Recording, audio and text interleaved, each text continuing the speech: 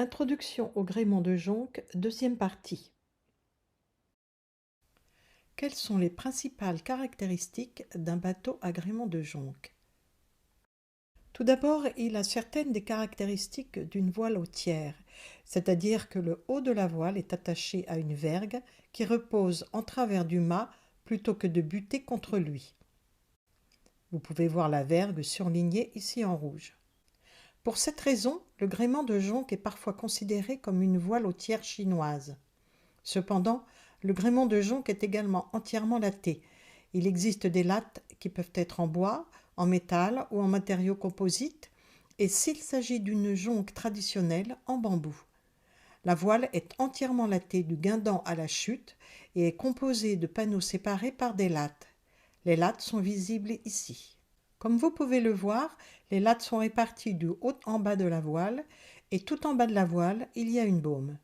Ainsi, la voile est montée sur une armature constituée de la vergue, des lattes et de la baume. Un gréement de jonque comporte également des cordages spécifiques qui, partant du haut du mât, descendent de chaque côté de la voile pour passer sous la baume. On les voit clairement sur le schéma. Ce sont les lazy jacks. Ils agissent comme une sorte de filet pour la baume qui l'empêche de descendre et la maintiennent plus ou moins horizontale, même lorsque la voile est réduite ou affalée. Les lazy jacks sont indispensables à la mise en œuvre du gréement de jonque. Ils ont d'ailleurs été repris sur le gréement bermudien. Regardons les lazy jacks fonctionner dans ce modèle. Lorsque la voile est réduite, elle se replie presque comme un store vénitien.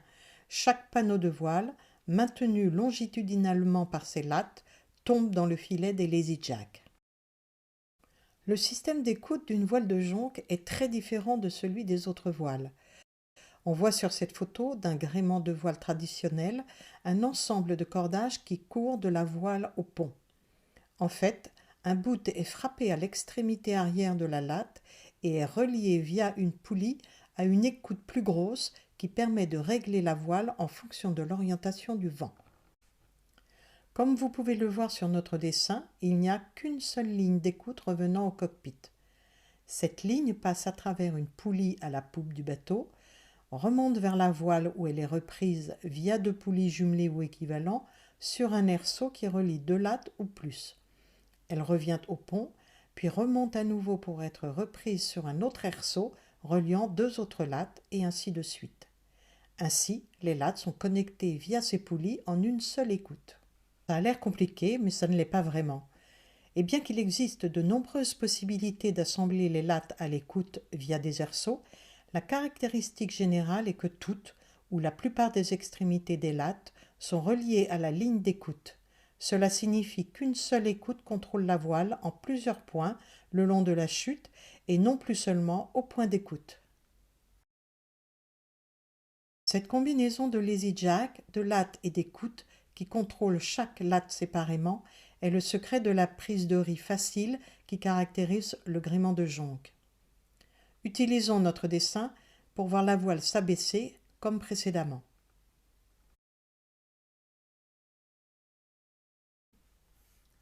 Mais cette fois, arrêtons-nous à mi-chemin. Les trois panneaux inférieurs ont été réduits et le vent a beaucoup moins de surface de voile pour agir. Pourquoi les panneaux réduits restent-ils en place malgré le vent? La combinaison des lazy jacks qui forment un filet, des lattes qui tendent les panneaux, du poids des lattes et la tension exercée vers l'arrière par l'écoute sur chaque latte maintiennent en place la partie basse de la voile, alors que le haut de l'écoute contrôle la voile restant déployée via des lattes. En pratique, c'est encore plus simple que ce que j'ai pu vous expliquer. Regardons Glenn Maxwell, un marin expérimenté, ariser sa voile sur le petit bateau Egwig gréé en jonque.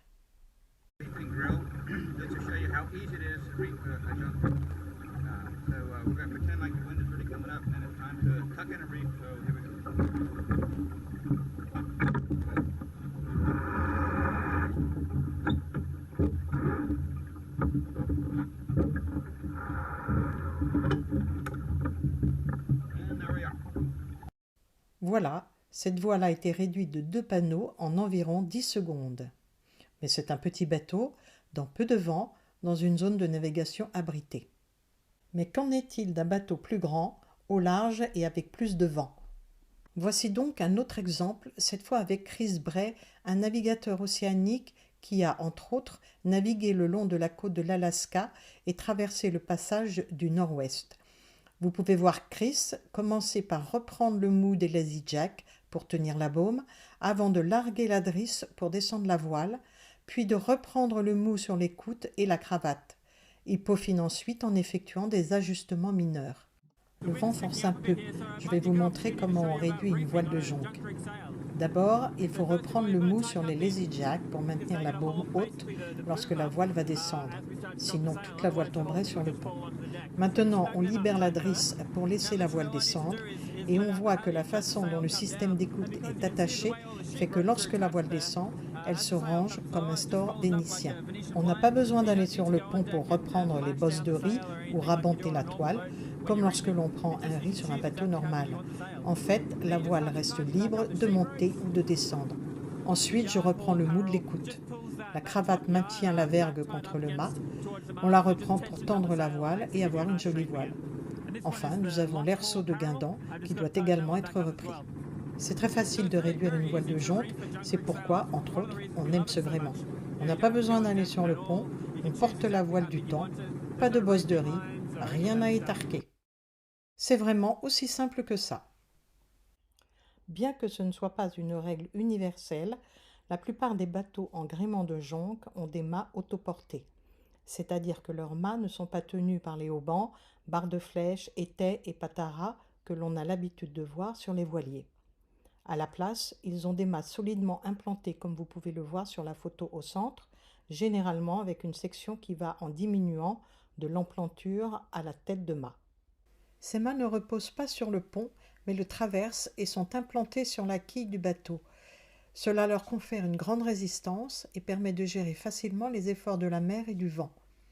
L'absence de haubans sur le côté du bateau présente l'avantage de permettre de bien déborder la voile perpendiculairement à l'axe du bateau au portant, ce qui augmente l'efficacité de la voile. À nouveau, Chris Bray. Au portant, comme ici, le gréement de jonque est vraiment efficace. On a une surface énorme parce que l'on n'a pas de haubans. On peut déborder la voile à 90 degrés de l'axe du bateau.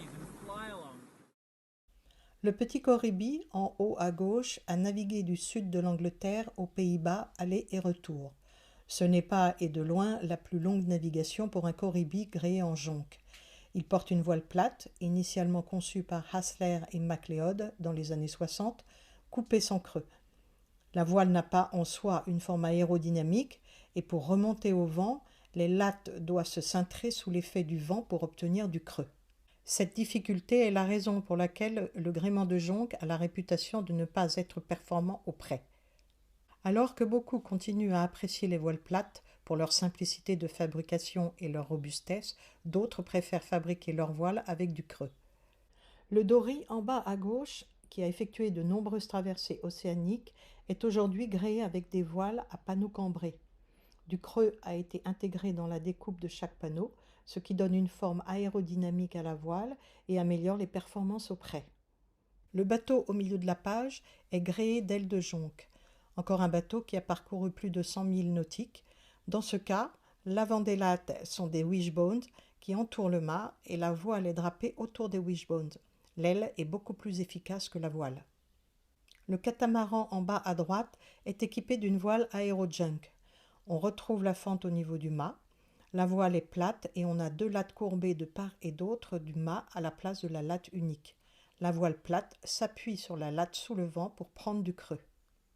Mais toutes ces voiles, pour expérimentales qu'elles soient, conservent les caractéristiques principales élaborées au cours des siècles en Asie de l'Est, soit voile entièrement lattée, prise de riz facile via des Lazy Jack ou des arrangements similaires, une seule écoute reprise sur toutes les lattes, etc. Merci d'avoir visionné cette présentation du gréement de jonque. De plus amples informations sont disponibles sur le site de la JRA, voir adresse en bas à droite, ainsi que l'accès aux experts passionnés de gréement de jonque qui animent le forum. Nous vous invitons à visionner notre 3e vidéo de présentation qui traite du gréement courant de voile de jonque.